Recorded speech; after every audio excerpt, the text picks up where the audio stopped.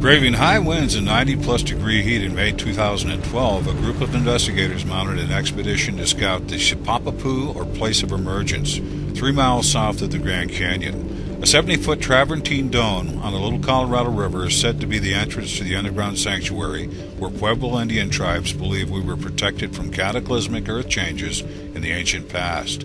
The expedition set out to explore the area and find surviving evidence of this alleged underground city said to be inhabited by the Ant people. The team included archaeoastronomer author Gary David, who inspired the trip out to the rim after identifying unusual features at the confluence. Cryptozoologist J.C. Johnson provided security, and his extensive field experience as a Four Corners guide and Bigfoot hunter. Ron and Darlene provided supplies in a well-equipped mess tent. Ron's professional 30 years of aerospace imaging work and the couple's extensive southwestern petroglyph research. Civil engineer Clifford Mahudi contributed his unique indigenous Zuni Indian perspectives. For decades, Clifford worked at the Bureau of Indian Affairs coordinating and constructing projects on reservations. A spiritual elder, Cliff is an engineer and expert who has spent years assessing North American sacred site usage.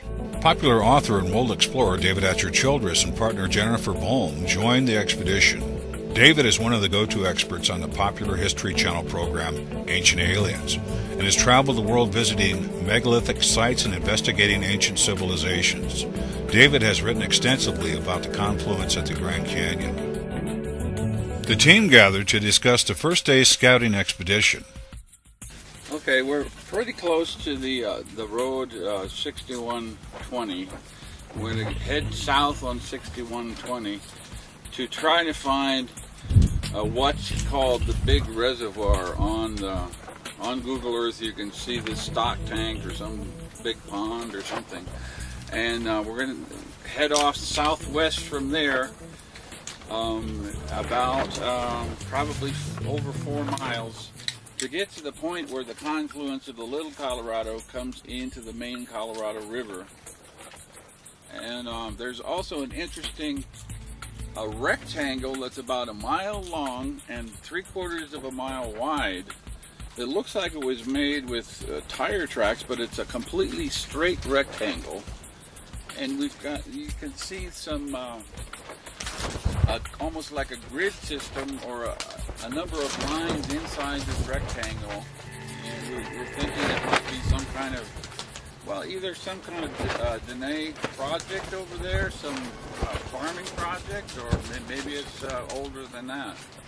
So we're going to check that, and it's flanking the Marble Canyon, you know, right where the confluence is. And right there at Marble Canyon, where the confluence is, about 2-3 miles north, is where Kincaid found the entrance to the underground city. It's speculated that in that stretch between the confluence and Quagant Rapids, somewhere on the eastern bank there, the cliffs, is where the cave is supposed to be located, according to a number of authoritative sources. And of course, in the same region where this Little Colorado is, you have the Sipapuni, or the Sipapuliba. Okay, that's where the ancestors came up out of the from the third world to the fourth world, and began to populate the Colorado Plateau. And what do you have to say about that, JC? I'm of the opinion we probably still have inhabitants right underneath us. Chipapulima in the Grand Canyon is very important to the southwestern Indian tribes, primarily the Hopi and the Zuni people, because that's our place of emergence after the last catastrophe of the earth, and they stayed in the ground, and this is where they emerged. This is the furthest west we can get to the rim. Okay. And we go up this way, and it's possibly we might be able to hit this road and kind of snake around to here.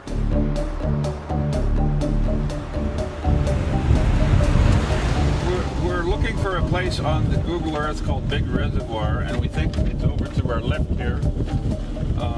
That's where the cows are flocking. Anyway, And the degrees are 36 degrees, 19 minutes north, and 111 degrees and 39 minutes west.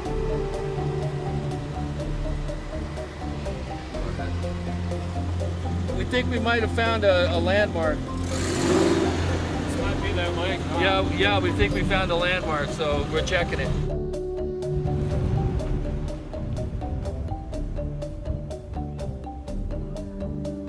We're gonna go right now over to this other weird structure that we've seen off the road. We identified it too on the Google map. Could be the remains of some old building. Just over here a little bit.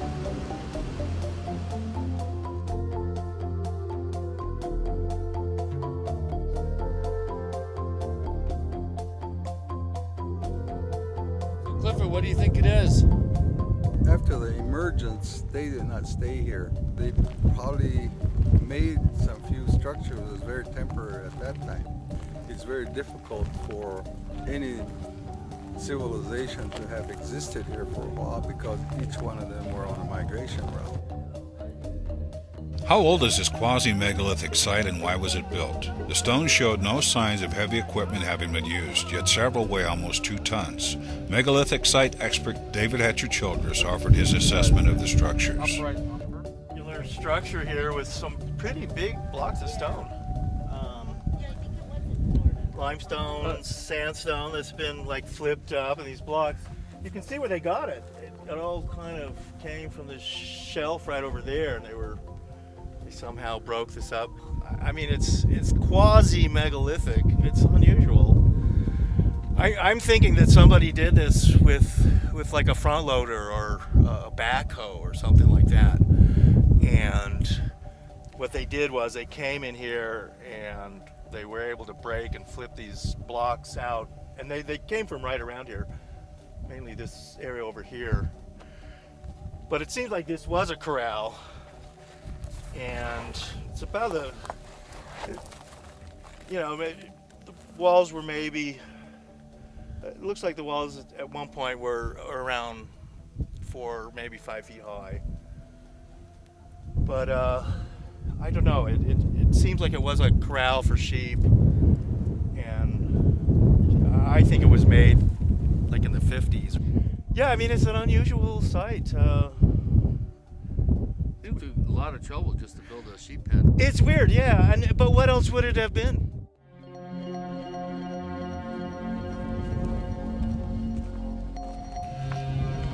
Arriving at the point jutting over the confluence, the team scouted the area and marveled at the scenic beauty. This is undoubtedly one of the planet's most majestic sites and would make a perfect place for an underground earth change shelter. Does it exist? If so, does the government know about the alleged underground complex? There are indications that the military has already developed the Defense Underground Mapping Satellite Tracking and Ranging System called Dumpster. This is a series of 100 satellites used for mapping underground topology to a depth of 5,000 feet. The team mapped the area and documented the otherworldly beauty of the confluence.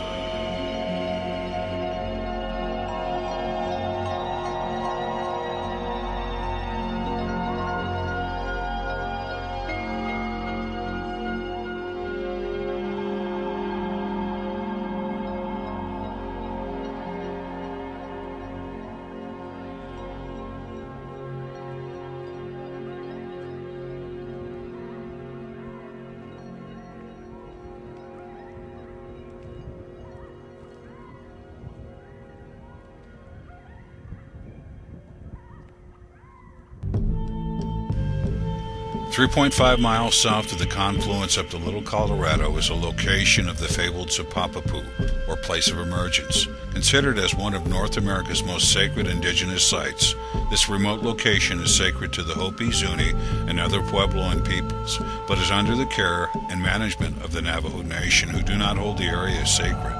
Recent attempts by the federal government to take control of the water in the Little Colorado are being challenged by the Hopi. So have attempts to open the area for uranium exploration and mining.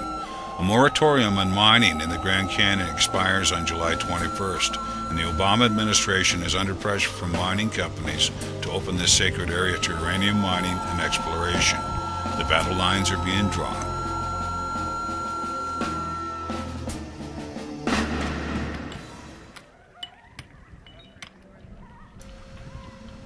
Meanwhile, the millions of tourists who flock to the developed south rim of the Grand Canyon are completely unaware of the importance of the confluence area to native peoples. What would they say if they knew the United States government may decide to allow mining for uranium, or that the government is attempting to steal life-giving water in the Little Colorado?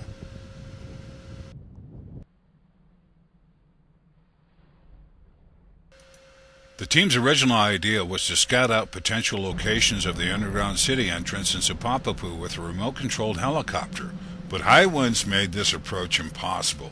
The team, however, has zeroed in on the approximate location of the entrance below. So what we're thinking here is that Kincaid's cave, with the so-called Egyptian and Buddhist artifacts, is right along this stretch of the Colorado, right here, just a few miles north of where the Little Colorado River meets the Great Colorado. And he was coming down and doing work for the Smithsonian. He wasn't directly employed, but doing work for them, kind of like a contract worker. And you know, he. Now, is this mentioned in any of the Puebloan legends? Well, it's all part of the underworld legends that the Hopi have. Okay, this was between third and fourth worlds where they stayed. Coming up from the third world to the fourth world. Now, is this possibly where they were cared for by the ant people? Yeah, the ant people took them into these caverns and taught them how to sprout beans. And now there's a bean dance ceremony in February where they kind of commemorate the role of the ant people in helping them to survive in these caverns during the destruction of the worlds. A couple different worlds were destroyed, one by fire and one by ice. And the ant people took them down into these caves. And, you know, it was...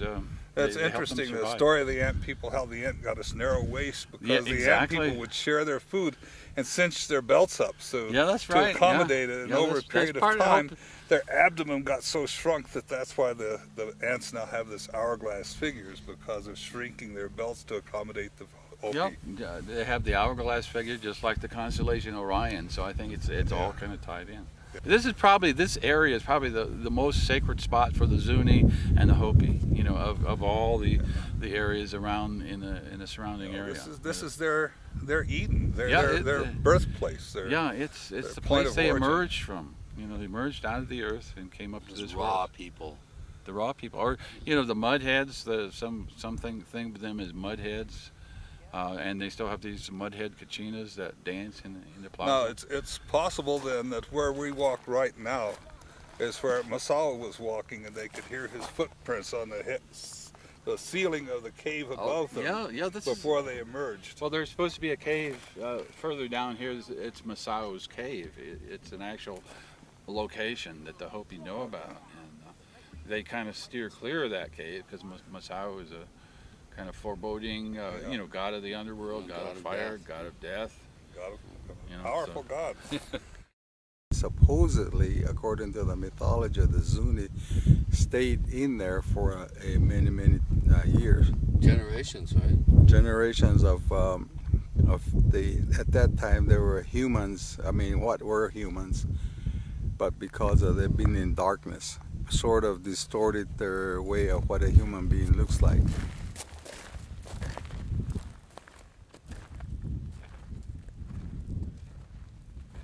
Yeah, this is the reason why I came here. You know, found this on Google Earth, a rectangle that's a mile this way, and then 3/4 of a mile going that way, and it's a perfect rectangle.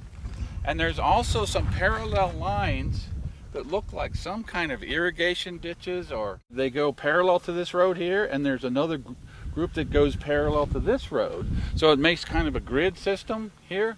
And it might be part of the Dene or Navajo project, irrigation.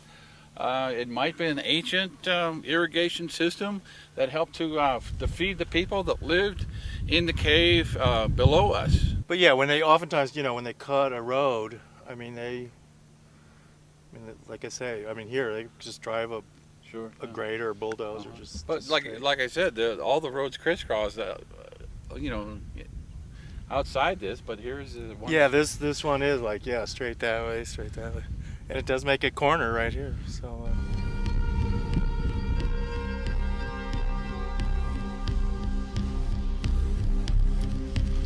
so much being made of December 21st, 2012, end of the Mayan calendar, will this coming time period feature catastrophic earth changes as some of the media would want us to believe? Is this the prophesied end of the Fourth World and the prelude to what the Hopi refer to as Kawanisquatsi, or the time of corruption and chaos? We asked Clifford Mahudi to explain how the Zuni interpret this emerging period in history and to give voice to Zuni concerns for humanity. There will be certain events that will occur. First of all would be the Mother Earth itself going through the different catastrophes. One of them is the flood, one of them is the wind, earthquakes, and also what will cause that. I mean, the result of that will be people will become in a way of not understanding what is really going on because of the deviation from the protocols that were given by the Creator or the Creator's helpers at that time. And this is where the Star People connection comes into play. Connection is here. You think Clifford was it worth coming out here? Oh yes, absolutely. Yeah, this is really something, huh? The connection is here. Yeah. Connection has been made. It's one of the most beautiful sights I've ever seen. I've been to this canyon almost 200 times, and this rivals above and beyond anything I've ever seen. It's so immediate; you can reach out and touch it. Usually, the canyon keeps you at arm's length. You know, if you're on the south and north rim, this keeps you at arm's length. Yeah, but that's a tourist trap over there. Yeah, exactly. No tourists being trapped over here. You want to try to get out to that point? And then look down on and see if we can see the Sipapu from there. Yeah, let's go over there. The road goes over there. Yeah, you want to do it? Yeah. Try to get over out here on this point. This is the second point, I think, right, Gary? Or is that it? I think this is the second point, and that's the first one I saw. The one with the little. Well, this might be a turnaround here. Well, if there's a road that goes over there, we might be able to look down on the Sipapu. Yeah. I think it's not far around the around the corner there. Yeah, that's probably about the halfway point. Man, it is smoking out here. The team headed toward the top of Salt Canyon, which feeds into a gorge about a half-mile upstream from Sipapu. They quickly found out there are no roads that lead directly to the rim above the place of emergence, and it was difficult to navigate the spider web of four-wheel drive tracks that crisscross the area. They encountered no other vehicles but were buzzed by helicopters as they approached the rim. As they neared the rim, they found evidence of human activity that may be ancient. On small hilltops, they discovered piled rock cairns that may have been used as lookout locations at some point, but the area was devoid of any dwellings, campsites, or signs of permanent activity.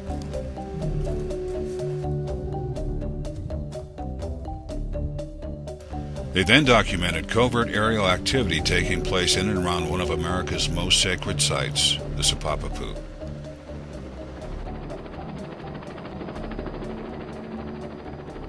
The team videotaped 5 pickup trucks and a semi parked at the end of the road 6120 at the head of Salt Canyon.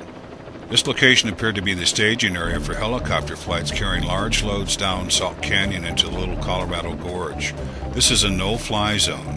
The team had been buzzed by one chopper earlier, and subsequent appeared to be following a new flight path that better hid the craft from our observation point. Had the team stumbled upon some kind of illegal activity, or something even more sinister?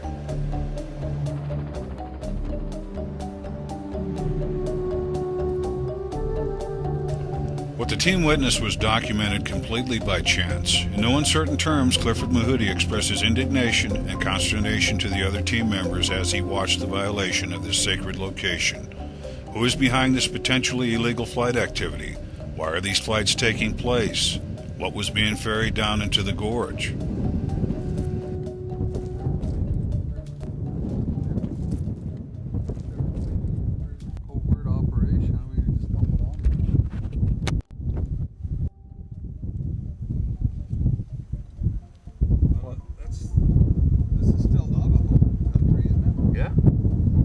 Navajo reservation, but it's like the Navajos have no connection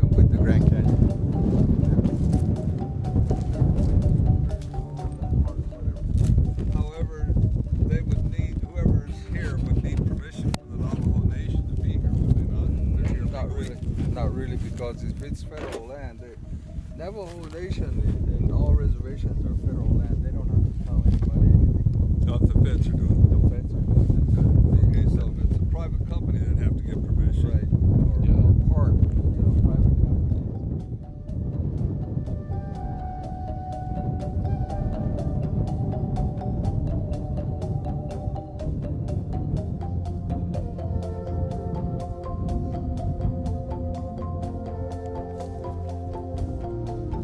Okay, we're seeing some really unusual helicopter activity that seems to be flying from that dead end. They're flying loads low to the ground down into the Little Colorado River Gorge. What do you guys think that they could be up to? No good.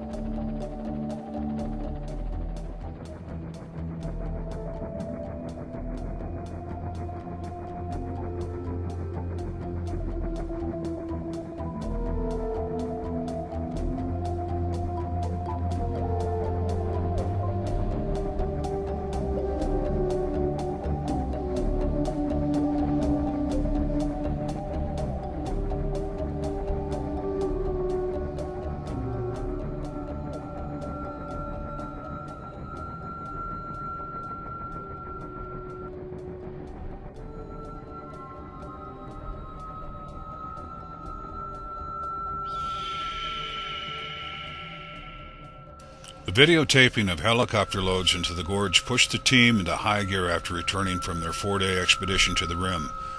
Gary David immediately discovered that John Kyle had resurrected the Little Colorado River bill in the Senate.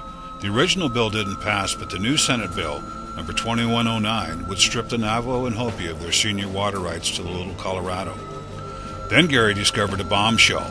1 month prior to their trip, the Navajo Nation had quietly signed a memorandum of understanding to develop a $200 million casino to be constructed right at the same breathtaking promontory the team had just visited at the confluence. The casino would include a 1.5-mile tramway that would ferry visitors down to the restaurant at the confluence at the canyon floor. This violates the sacred status of the nearby Sipapaku.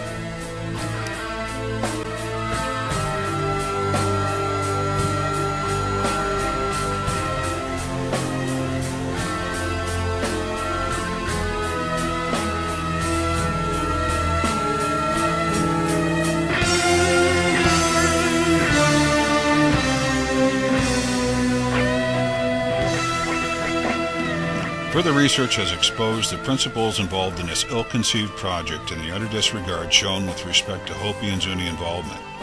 Indian casinos are an important revenue source for Native American tribes, but isn't this going too far? Or could this project be a smokescreen for something far more important? Could it be the government and power elite are preparing this alleged underground city as an escape pod for Y2012K? Are the Star People somehow involved? Often there is more going on than meets the eye. The team will keep you updated as of to developments. Info on who to contact to inquire about the activity will be provided at the conclusion of this video.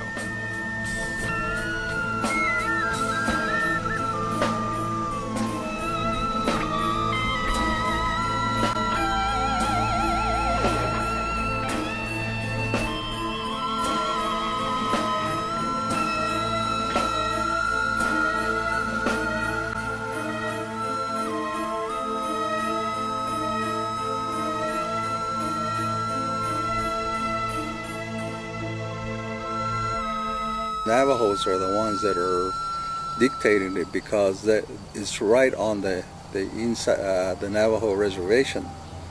But in order to go through a thorough analysis of it, the other tribes have to be included. In this case, the nearest ones are the Hopi and the Zuni people.